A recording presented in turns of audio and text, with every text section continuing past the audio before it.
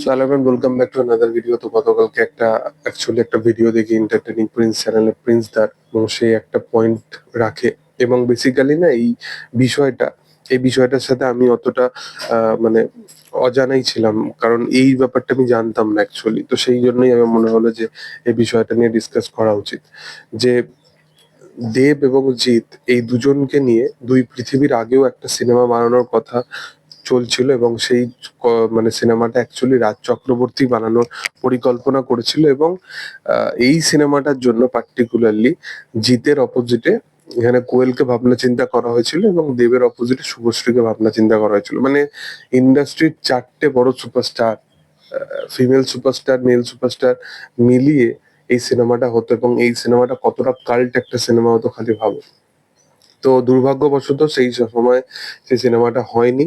এই সিনেমাতে কোনো একটা চরিত্র, মানে কেউ একজন ডাকাতের চরিত্র প্লে করতো, মানে গ্যাংস্টারের, এবং কেউ একজন পুলিশের চরিত্র প্লে করতো। তো এরকম সামথিং একটা টাসেল চরিত্র হতে পারতো, এবং দুটো চরিত্রকে একদম প্রপার ওয়েতে বিল্ড আপ দেওয়া হয়েছিল, এবং কোনো কারণবশত কাজটা হয়নি। তারপরে তো দুই পৃথিবী চলে আসে, এবং দুই পৃথিবী নিয়ে একটা কথা বলে রাখি যে মানে অনেকে বলছে এই ব্যাপারটা নিয়ে যে দুই পৃথিবীতে, অনেকে এই ব্যাপারটা আমি মাঝে মাঝেই দেখি যে কনসিডার করে যে দুই পৃথিবীতে দেব সেকেন্ড লিড হিসেবে কাজ করেছে, জিৎ ফার্স্ট লিড হিসেবে কাজ করেছে, এরকম চরিত্রটাকে দেখানো হয়েছিল। বাট দেবের একটা ইন্টারভিউ আছে, তোমরা যদি চাও, যদি কেউ কমেন্টে করে, তাহলে আমি সেটা হয়তো পরবর্তী টাইমে হয়তো মানে লিঙ্কটা অ্যাডও করে দেবো ডিসক্রিপশনে। তো দেব এই জিনিসটা নিজে বলেছে যে ফার্স্ট লিড সেকেন্ড লিড বলে কোনো ব্যাপার ছিল না। মানে আমি তার পয়েন্ট অফ ভিউ এর অ্যাজাম্পশন ওয়াইজ এই বলছি যে ফার্স্ট লিড সেকেন্ড লিড বলে কোনো ব্যাপার ছিল না।